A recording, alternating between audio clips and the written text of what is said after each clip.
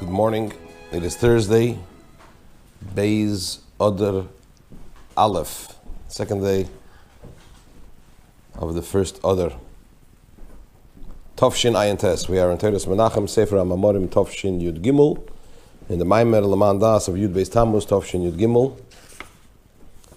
And this Shiur is dedicated to the Refuah Shlema Ukreva of Yirmiyahu ben Rus. We are on page Kuf Tzadik Vov, right at the top, Ois Tes, chapter 9. In brief, the Rebbe discussed and explained the idea of Havayahu Elikim, that Hashem's giving force and withholding force are one and the same. Kul Echad. Explained that in the four levels of Bashamayim Imal, Ala Oretz Vala Oretz B'tachas, in the heavens, above the heavens, on the earth and below the earth, as they are in their spiritual context. And he explained that these two forces do not work at cross purposes, rather they complement each other and they need each other. But that stems from the fact that at their root, or higher than the root, in other words, where they stem from the very essence of Hashem, the way they exist in the very essence of Hashem, in a manner of yichelis, of potential, they are not two distinct forces, they're actually one element, one phenomena. Potential. Potential for what? For revelation and withholding. So there, at that level, Havaya and Elikim are indeed one, and therefore when it comes down and broken down after the tzimtzum, after the contraction, and through the Seder Shtalshalos, in the order of creation, Havayahu Elikim, they don't work at cross purposes, they work together and they coexist and they complement each other because of how they are in their original state. The Rebbe now takes all of that and translates it into Avodas Hashem. How this applies to man's service of Hashem.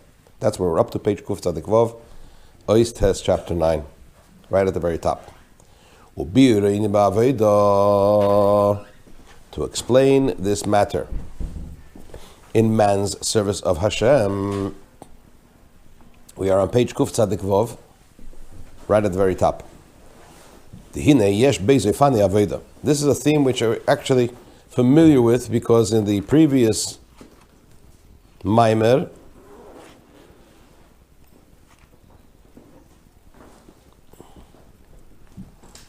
the Rebbe was explaining the same theme, very similar theme, serving Hashem in a limited way and serving Hashem in an unlimited way, if you remember. Let's see how the Rebbe explains it here. To explain this matter, this idea of Havayahu Elikim in man's service of Hashem, there are two modes of serving Hashem. Serving Hashem based on reason and rationality, and serving Hashem not based on reason and rationality, beyond that, beyond reason and rationality. What is the difference between these two modes of serving Hashem? Serving Hashem in accordance with reason and rationality. Being that he progresses in his service of Hashem in accordance to what his intellect obliges him, intellect accepts. So therefore, necessarily, his service of Hashem that will result from a rational and reasoned approach will be limited and constricted, which is the idea of what, in terms of Hashem's names, Elikim. That's Shem Elikim, the power of constriction as it translates in man. Why? Why is it B'Hagbalu B'Tzimtzum? Because reason and rationality is B'Hagbalu B'Tzimtzum, is limited. So, to the extent that his seichel, his rationality will compel him, will convince him to serve Hashem, to that extent his service of Hashem will be, but not beyond that.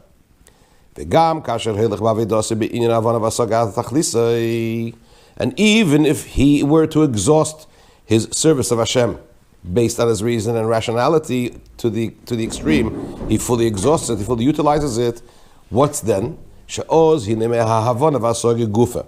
Then from the reason and from the understanding and the comprehension itself. He will arrive at a decision and a conclusion that he indeed needs to serve Hashem not only with his reason and rationality, but also with the desire of his heart. As we explained in the earlier Mamar, what the level of Re'usa Deliba is. It's the desire of the heart, which is basically the transcendent aspects, related to the transcendent aspects of the soul, or even to the essence of the soul. So when one contemplates and thinks about it, one can come to the conclusion that it's necessary to serve Hashem, even at that high level, shalei al pitam vadas, not according to reason and rationality. Why? Because one's intellect alone, itself, compels one to come to the conclusion that it's not possible to follow just intellect alone.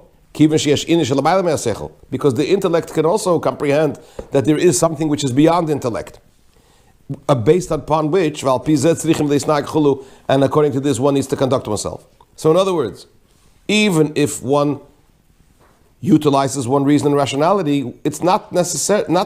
It is not necessarily will it mean that he will serve Hashem only in a limited way, because the intellect also will convince the person that there's something which is beyond intellect, and one needs to serve Hashem at that level as well. But that's not sufficient in terms of serving Hashem. That's conclusion. In other words, the conclusion that I should serve Hashem beyond reason and rationality, based on a reasoned and rational contemplation, analysis, is not enough. We need something more than that. Mikol makim, nonetheless. Being that, how has he arrived at this conclusion that he should serve Hashem beyond reason and rationality? Through serving Hashem in accordance with reason and rationality. Therefore, what's the problem? It's still deficient. In which case, serving Hashem beyond reason and rationality, Tishoyer le'olam, will always remain ba'ofen in a manner. There will always be the possibility for some limit and constriction in his avodas Hashem, even in the service of Hashem, even the service of Hashem, which is beyond in reason and rationality, so long as he has come to the conclusion that he should serve Hashem at that level through intellectual analysis. What does that mean? This is similar to what we explained, what we learned in chapter 5 concerning the two forces of Hashem, Havai and Elikim, the giving force and the withholding force. That there is a concept of actual limit and constriction. But then there is a level which is not actually limited and constricted, but it is associated with limit and constriction. It lends itself to limit and constriction. Right? The Rebbe spoke about Pnimi Yisayir and Chetzoni Yisayir, if you remember.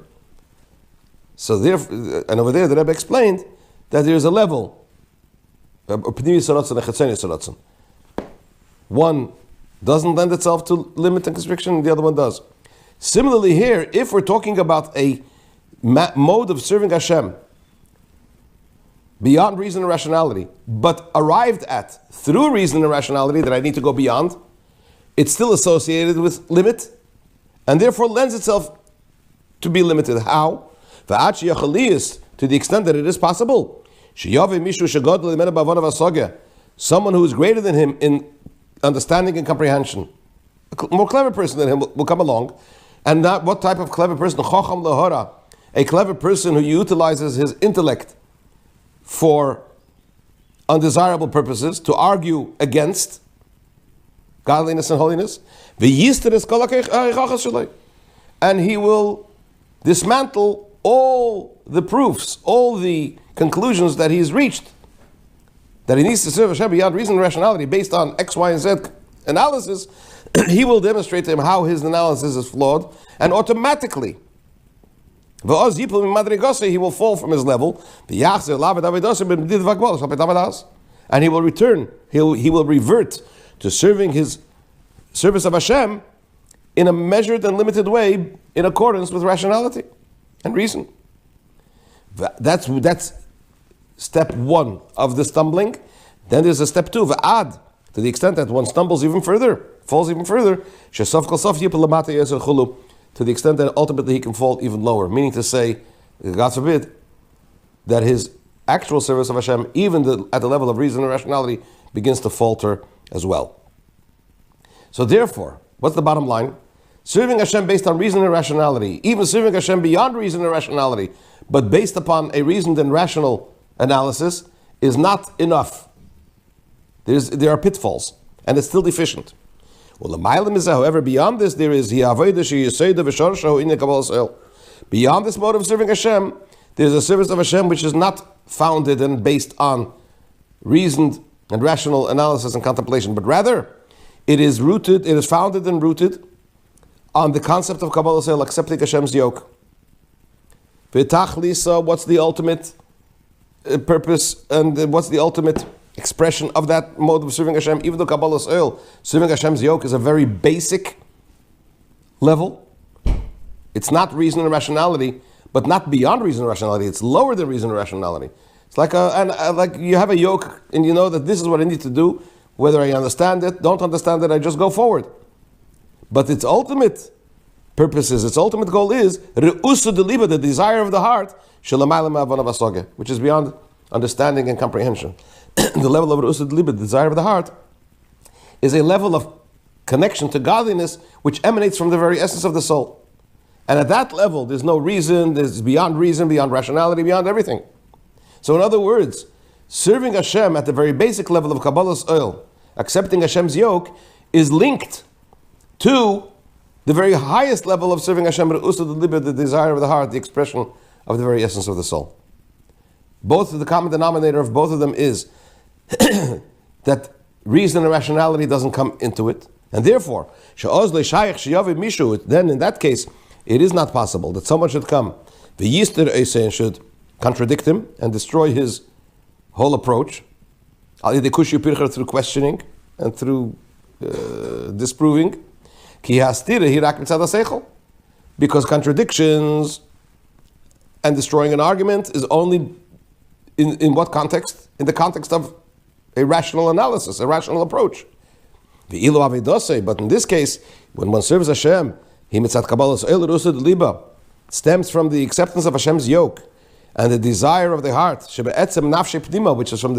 which is within the inner aspects of the essence of his soul. This is the idea of beyond limit and beyond measure and beyond limit, which is the idea of Havaya, Yud-Kei Vav-Kei.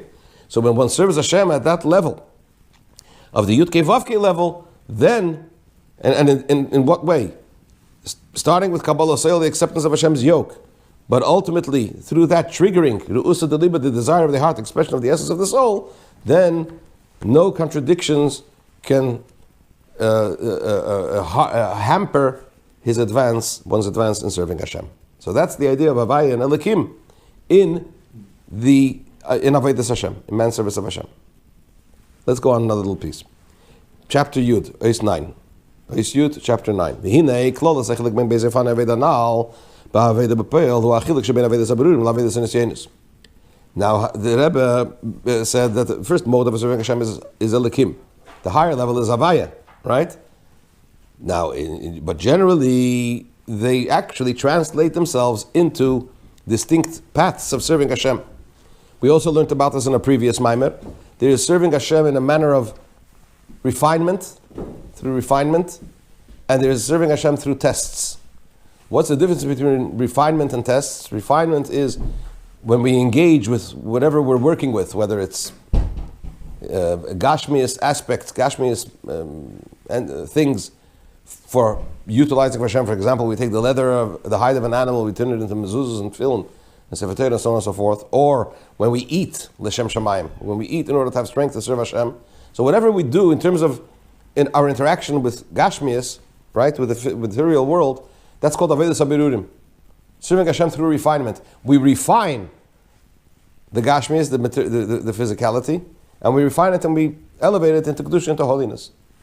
So in that case, there is something that I'm engaging with, and I'm involved in that process. Avodas and Nisyonos means tests. A person is tested. And if you remember, we learned in one of the, I think the Mamar of Yud Beis Tammuz, Nosati l're'echa nes lehis neses, Tov Shin Yud Aleph, I believe it is, where the Rebbe over there explains that one of the basic differences between serving Hashem in the mode of birurim, refinement, and serving Hashem in the mode of Nisyonos tests is that in the serving Hashem in the mode of refinement, Avodas birurim, it's about being engaged with that which I'm working with what is being refined. Avodas and Nisyonos tests is more about how I respond to a given situation. So let's see how the Rebbe explains that. Generally speaking, when we talk about serving Hashem through refinement, how do we accomplish that? We accomplish that in a manner of conducting ourselves in accordance with the Shulchan Aruch, in accordance with the Jewish law. This is what it says. This is what we have to do. This is what we shouldn't do. That's how we engage with our environment and lift it to holiness.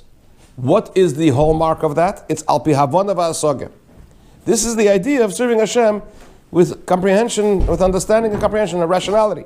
Shal kol davar yesh din. We know that concerning each element, each individual element, there is a din, there's a law, there's a rule. The rule tells us what we are allowed to do and what we shouldn't do. What we should do, what we shouldn't do.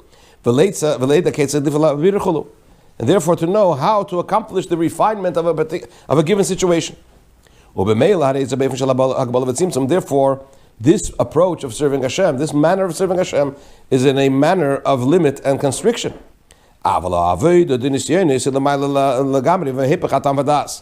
This is not the case concerning serving Hashem through tests.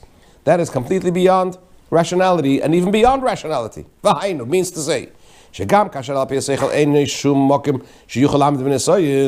in a situation where according to rationality, there is no room that one should be able to withstand a given test. It's an impossible situation. That's what my rationality says. Mikol mokim, nonetheless, he has the fortitude, the strength, lamed banisoyin, to withstand the test, without knowing how and in what way he will be able to withstand the test. What does that mean? In other words, this mode of serving Hashem situates him completely beyond measure and beyond limit. So these are the two modes of serving Hashem. One related to Shem Elokim, which is the idea of Avodas HaBirurim. One related to Shem Havaya, which is the idea of Avodas HaNisyonos. Serving Hashem through refinement and serving Hashem through tests, respectively. And now in the next section, the Rebbe is going to go into a greater analysis into the idea of tests themselves at the various levels. Continue Mitzvah Shem tomorrow.